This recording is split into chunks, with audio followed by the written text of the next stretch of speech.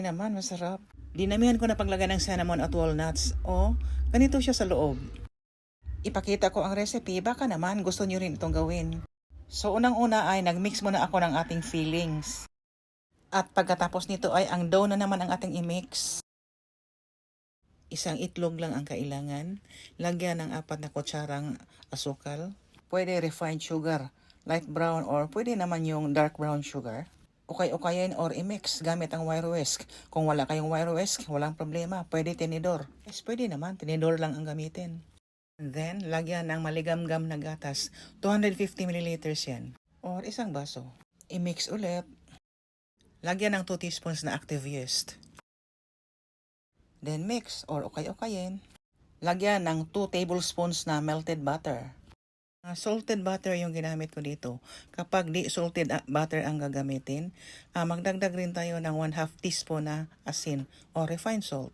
Lagyan na rin ng 1 teaspoon na vanilla extract. Kung walang vanilla, pwede rin wala. Ukay-ukayin ulit. At saka ilagay na ang 3 cups na all-purpose flour. Pinadaan ko na sa salaan yung aking flour. Yes, kailangan talaga salain ang flour natin. Kalahati muna ng flour ang nilagay ko para madaling i-mix. So ito na ang second half ng ating flour. Ituloy ang pag-mix hanggang sa ma-properly blended na ang lahat ng ating mga ingredients. Kapag medyo mabigat na haluin gamit ang spatula or luwag or wooden ladle, pwede na natin to kamayin. So ganito lang ako magmasa ng aking tinapay. Yung iba, sa flat surface nila i-knead or imasa, ilamba-lamba ba sa Bisaya, para mas smooth ang texture. At eto, medyo smooth naman siya. Pwede na natin to iparest ng 1 hour or paalsahin ba.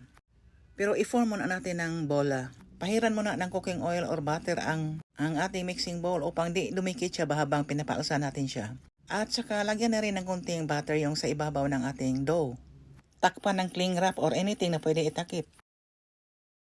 Tapos na ang 1 hour na pagpaalsa ng ating dough. Ito, nag-double ang kanyang size. I-punch lang natin upang maalis ang air.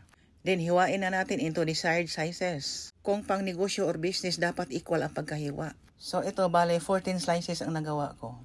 So, i-flatten na natin upang malagyan ng filling. Kung walang roller, pwede baso or malinis na bote ang gamitin sa pag-flatten. Nilagyan ko ng dates pero optional lang yan. Pwede rin raisins ang ilagay ninyo. Brasa ng butter, and then ilagay na ang cinnamon, walnuts at sugar mixture. Gusto ko sana patayuin or standing position siya pero medyo mahirap.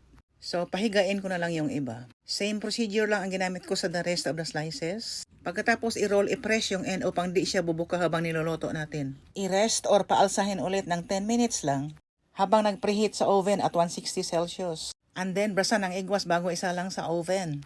20 to 25 minutes lang ang baking time nito. Luto na ang ating cinnamon rolls after 25 minutes. Thank you so much for watching. Bye-bye!